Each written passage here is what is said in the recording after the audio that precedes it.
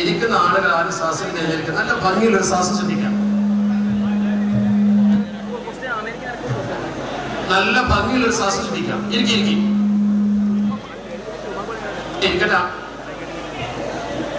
ഇവിടെ ബഹുമാന്യനായ റസാഖ് സാഹിബ് നേരത്തെ സൂചിപ്പിച്ചു, എന്നോട് നേരത്തെ സൂചിപ്പിച്ചിരുന്നു. ഞാൻ പറയട്ടെ, ആരും ശ്രദ്ധിക്കരുത്. നിങ്ങൾ എന്തിനാ ഇതൊരു തർക്ക വിഷയമാക്കി കൊണ്ടുപോകേണ്ട കാര്യമില്ലല്ലോ. സുന്നികൾ ഈ വിഷയത്തിൽ എന്ത് പറയുന്നു? ഒരാൾ ചോദിക്കാൻ വന്നാൽ ആ മാന്യതയോടെ നമ്മൾ സ്വീകരിച്ചു. അയാൾ എന്താണോ ചോദിക്കുന്നതിന്റെ മറുപടി നമ്മൾ പറയാം. സ്വാഭാവികമായും നമ്മളിവിടെ അവതരിപ്പിച്ച വിഷയവുമായി ബന്ധപ്പെട്ട ചോദ്യമാണെങ്കിൽ അല്ലാതെ നമ്മൾ അറിയാം. റസാഖ് സാഹിബ് നേരത്തെ പറഞ്ഞു മൈക്ക് കൊടുക്കാൻ പാടില്ല. പക്ഷേ ഇനി ഇപ്പൊ അത് കൊടുക്കാതെ അതിന്റെ പേരിൽ നമ്മൾ പരാജയപ്പെട്ടു, അവർ സത്യമാണെന്ന് പറഞ്ഞു പോകേണ്ട. അപ്പൊ ഇദ്ദേഹത്തിന് ഒരു ചോദ്യം ചോദിക്കാൻ അവസരം കൊടുക്കുന്നു. ആ ചോദ്യം ചോദിച്ചാൽ അദ്ദേഹം മാറി നിൽക്കണം. മാറി നിന്നാൽ നമ്മളതിന് മറുപടി പറയും. ആ ഉപജോഗം ചോദിക്കാൻ നിങ്ങളുടെ ചോദ്യത്തിന് ശേഷം നിങ്ങൾ പറഞ്ഞു കൊടുത്ത് നടപ്പാക്കാനല്ല. നിങ്ങൾ ചോദ്യം ചോദിക്കാൻ മാറി നിൽക്കുക. ആരുണ്ടായിരിക്കും? ഞാൻ നിങ്ങളോട് പറഞ്ഞല്ലോ, ഈ വിഷയത്തിൽ നമ്മൾ അല്പം ഒതുങ്ങി കൊടുക്കണം. കാരണം ഈ വിഷയത്തിൽ നമ്മൾ ഒതുങ്ങി കൊടുക്കണം. അവർ ചോദിക്കട്ടെ. ഇല്ല ഇല്ല ഇല്ല ഇല്ല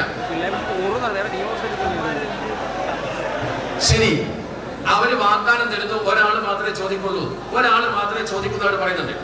അയാൾ ഒരു ചോദ്യം ചോദിക്കും, അതിന് മറുപടി പറയും. പിന്നെ ഉപചോദ്യം വേണോ വേണ്ടെന്ന് റസാഖ് സാഹിബ് തീരുമാനിക്കും, ഞാനല്ല. കാരണം ഇത് എന്റെ യോഗമല്ല, ഇത് തീരുമാനിക്കേണ്ടത്. അപ്പൊ ഉദ്ദേശം ചോദ്യം ചോദിക്കലല്ല.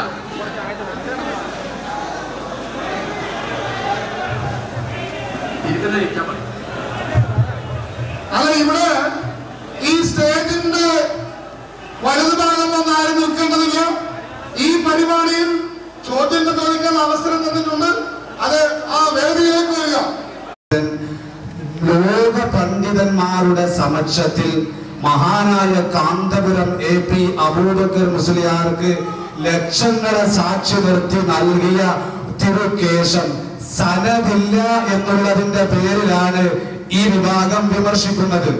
എന്നാൽ ഞാൻ ചോദിക്കട്ടെ, നബി സല്ലല്ലാഹു അലൈഹി വസല്ലമയുടെ ആസാറു ഷരീഫ് സ്വീകരിക്കപ്പെടുന്നതിന്റെ മാനദണ്ഡം എന്താണ് എന്ന് ഇമാമിയങ്ങൾ ആധികാരികമായി വ്യക്തമാക്കിയത് ഈ സമുദായത്തിന് പറഞ്ഞു തരിക. ആധികാരികമായിരിക്കണം. പൂക്കൂട്ടൂർ മാഷിന്റെ സ്വകയായി ആവശ്യമില്ല.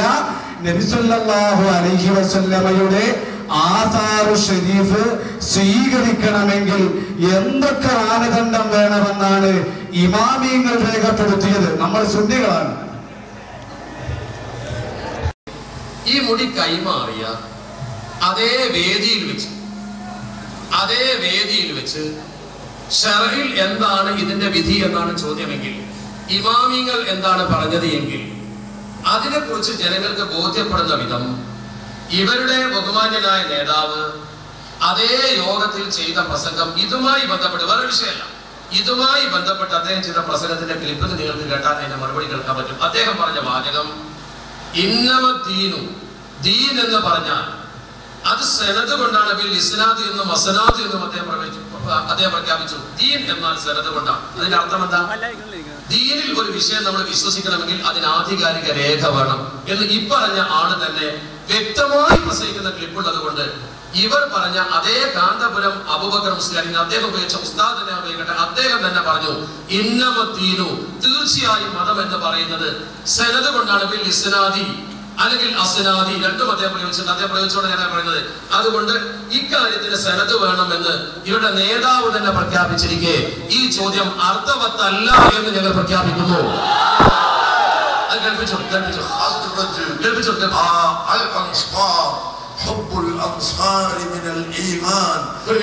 അപ്പൊ ഇദ്ദേഹം പറയുന്നത് ഇതുമായി ബന്ധപ്പെട്ട അൻസാരി ഗോത്രത്തിന് കിട്ടിയ ഇതുമായി ബന്ധപ്പെട്ടാണ് അദ്ദേഹം പറയുന്നത്. അതുമായി ബന്ധപ്പെട്ടിട്ടാണ് പറയുന്നത്, വേറൊരു വിഷയമല്ല അവിടെ. അപ്പൊ അദ്ദേഹം പറയുന്നത്